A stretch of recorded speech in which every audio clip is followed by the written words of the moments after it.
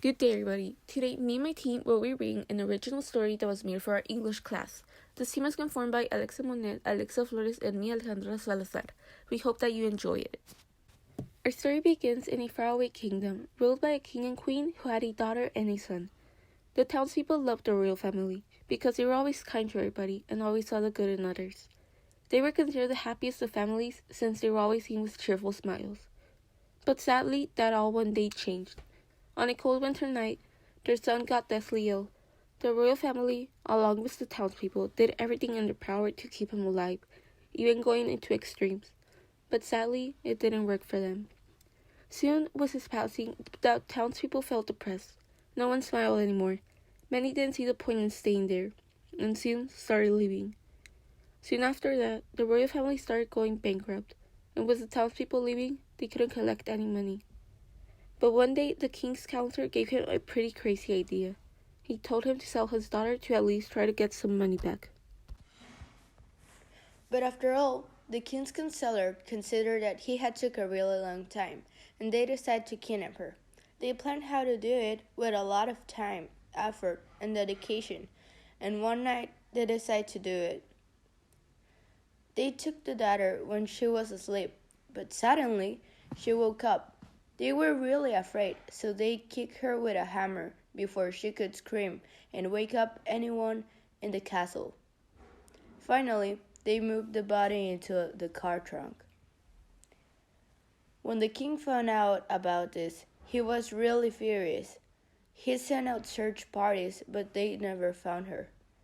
Till this day, they keep looking for her, although she could probably be dead. But the truth is that the princess isn't dead. She's still kidnapped, locked in a small room, painted blue like her eyes.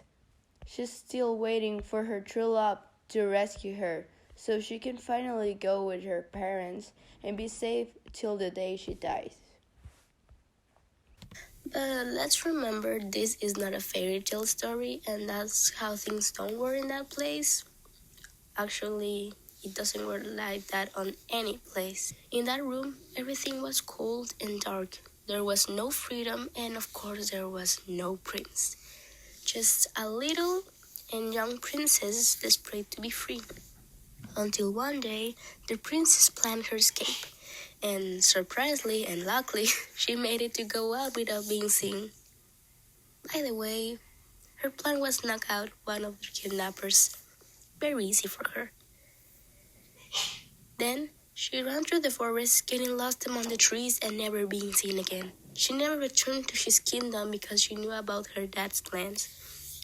So, he started living alone for the rest of her life and surviving like a true hero.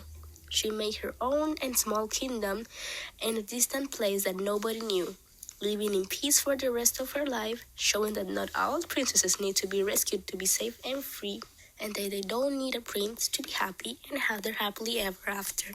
After all she went through, many young girls and boys admired her for being her own hero. She started to be a role model to many, not just the girls or the boys, but also to the grown-up too.